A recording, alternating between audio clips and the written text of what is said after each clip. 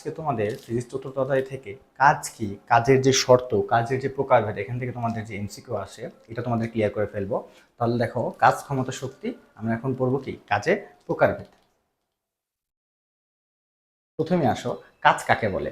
কোনো বস্তুর উপর বল প্রয়োগ করলে যদি সরণ ঘটে সেটা হচ্ছে কাজ। তোমরা এতটুকুই জানো, কিন্তু যদি আরেকটু এক্স্যাক্টলি বলতে চাও তাহলে হবে কি, কোনো বস্তুর উপর বল প্রয়োগ করলে বলের দিকে সরণের যে উপাংশ সেটা হচ্ছে কি কাজ। এবং এখন কথা হচ্ছে, এই দিকে যদি বল হয়, এটা যদি সরণ হয়, বল ও সরণের মধ্যবর্তী কোণ হচ্ছে কি থিটা।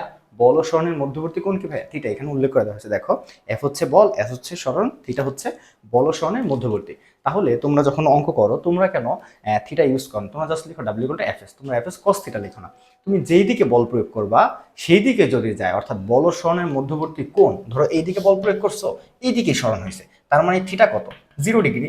যেহেতু থিটা 0 ডিগ্রি, কস 0 ডিগ্রির মান হচ্ছে কত, 1। তাই আমরা আলাদা করে লেখার প্রয়োজন মনে করি না, তাই আমরা লিখি ডাব্লিউ ইকুয়াল টু হচ্ছে এফ এস। আশা করি বুঝতে পারছো, ঠিক আছে? আচ্ছা, এখন দেখো, ধনাত্মক কাজ। কাজ হচ্ছে তিন ধরনের, একটা হচ্ছে ধনাত্মক কাজ, একটা হচ্ছে ঋণাত্মক কাজ, আর একটা হচ্ছে শূন্য কাজ। ধনাত্মক কাজ কি, অর্থাৎ থিটার মানটা হবে সূক্ষ্মকোণ 90-র চেয়ে ছোট হবে। লিখে রাখছি কি, দেখো বল ও সরণের মধ্যবর্তী কোণ সূক্ষ্মকোণ হইতে হবে। সেটা শূন্যের সমান হইতে পারে অথবা 90-এর চেয়ে ছোট হবে। যদি শূন্য হয় থিটার মান, তার মানে কাজ হবে সর্বোচ্চ। যদি, আবার বলতেছি, যদি 0 ডিগ্রি হয় তাহলে কাজ হবে সর্বোচ্চ। এই জন্য তোমার কাছে এমসিকিউ আসে যে কখন কাজ সর্বোচ্চ হয় বা সর্বোচ্চ কাজের জন্য শর্ত কোনটা, তাহলে অবশ্যই হবে কি theta equal to 0 degree. Theta equal to কত হবে, 0 ডিগ্রি হলে সর্বোচ্চ। অর্থ, বল যেদিকে প্রয়োগ করা হয় সরণ ঠিক একই দিক ঘটে, তখনই কি থিটার মানটা কত হবে, 0 হবে। আচ্ছা, এখন ধনাত্মক কাজের যদি আমরা কয়েকটা উদাহরণ দেখি, দেখো টেবিলের উপর রাখা একটি বইকে ধাক্কা দিলে, ধরো এইটা হচ্ছে একটা বই, এটাকে তুমি ধাক্কা যদি দাও এইদিকে, এটা এই দিকে অগ্রসর হবে, অর্থাৎ বল ও সরণের মধ্যবর্তী কোণ কত হয়, 0 ডিগ্রি হয়, তার মানে এটা একটা ধনাত্মক কাজ। তারপর হচ্ছে অভিকর্ষ বলের প্রভাবে কোনো বস্তু উপর থেকে নিচে পড়ে, ধরো উপর থেকে যখন নিচে পড়তেছে, অভিকর্ষ বলটাকে নিচে কাজ করতেছে, সরণটাও কি নিচে যাচ্ছে, নিচের দিকে কাজ করতেছে, তাই এটা হচ্ছে কি ধনাত্মক কাজ। আর বৈশিষ্ট্য কি মনে রাখবা, এক্ষেত্রে বস্তুর গতিশক্তি বৃদ্ধি পায়। তার মানে আমরা কি জানতে পারলাম, এমসিকিউতে কাজে লাগবে যে ধনাত্মক কাজের ক্ষেত্রে কি হয়, বস্তুর গতিশক্তি বৃদ্ধি পায়। এখন দেখো ঋণাত্মক কাজ। ঋণাত্মক কাজের শর্ত কি, কোনটা হবে স্থূলকোণ, অর্থাৎ 90-র চেয়ে বড় হবে। কি বলছি ভাই, কোনটা হবে 90-র চেয়ে বড়।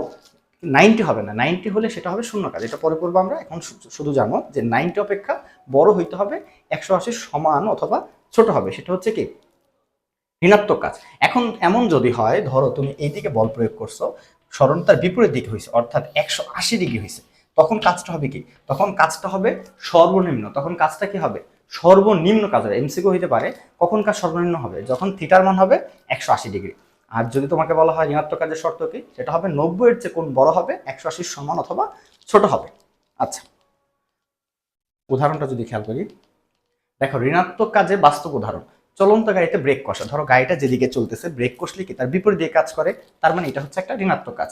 উপরের দিকে বস্তু তোলার সময়, ধরো কোনো বস্তু যখন তুমি উপরে নিতে চাচ্ছ, অভিকর্ষ বল তো নিচের দিকে কাজ করে, বাট তুমি নিচ্ছ কি উপরের দিকে, বিপরীত দিকে নিচ্ছ, একদম পুরো বিপরীত 180 ডিগ্রি অ্যাঙ্গেল নিয়ে যাচ্ছ, তাই এটা হচ্ছে একটা ঋণাত্মক কাজ।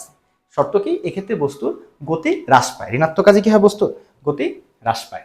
আচ্ছা, এখন দেখো শূন্য কাজ।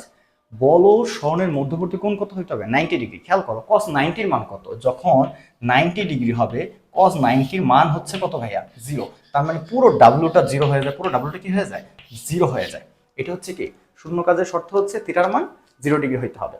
আচ্ছা, এখন দেখো এটা লিখে দিচ্ছে এখানে, উদাহরণটা যদি আমরা খেয়াল করি, শূন্য কাজের বাস্তব উদাহরণ। একজন কুলির মাথায় ভারী বোঝা নিয়ে সমতল ভূমিতে হাঁটা। ধরো এই কুলির মাথায় যখন ভারী বোঝা, এটা কি নিচের দিকে কাজ করে, বস্তুর ভারী বোঝাটা কি, বস্তুর ওজনটা, এই বলটা কি নিচের দিকে কাজ করে, আর হাঁটতেছে সামনের দিকে, তাহলে বল এবং সরণের মধ্যবর্তী কোণ থিটা কত ডিগ্রি হইলো, 90 ডিগ্রি। cos 90 ডিগ্রির মান কত, 0। cos 90 ডিগ্রির মান কত, 0 হয়ে যায়। বুঝতে পারছো? তারপর উদাহরণ, সূর্যের চারপাশে পৃথিবীর ঘূর্ণন, কেন্দ্রমুখী বল এবং সরণের পরস্পর লম্ব। দেয়ালে ধাক্কা দিয়ে সরণ, অথবা তোমার যদি এস এর মান শূন্য হয়, বল প্রয়োগ করছো কিন্তু সরণ হয়নি, সেক্ষেত্রেও কি কাজের পরিমাণ শূন্য হবে। অর্থাৎ যদি তোমার থিটার মান 90 হয় অথবা এস শূন্য হয়, সরণ শূন্য হয়, সেক্ষেত্রে সেটা হবে কি শূন্য কাজ।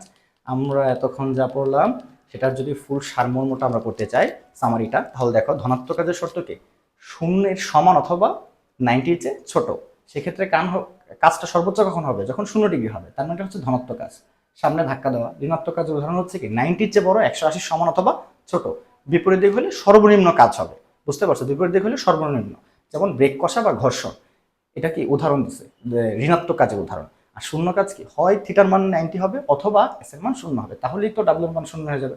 উদাহরণ হিসেবে দেওয়া আছে মাথায় বোঝা নিয়ে হাঁটা, অথবা তুমি দাঁড়ায় আছো, এটা বোঝা নিয়ে দাঁড়ায় আছো, তোমার তো বল হচ্ছে কিন্তু স্মরণ হচ্ছে না, তাই এখানে শূন্য কাজ। আশা করি কাজ রিলেটেড যে এমসিকিউ বা ছোট কোশ্চেন আসবে তোমরা সুন্দরভাবে এক্সপ্লেনেশন দিতে পারবে। দেখা হবে তোমাদের সাথে নেক্সট কোন ক্লাসে। আসসালাম।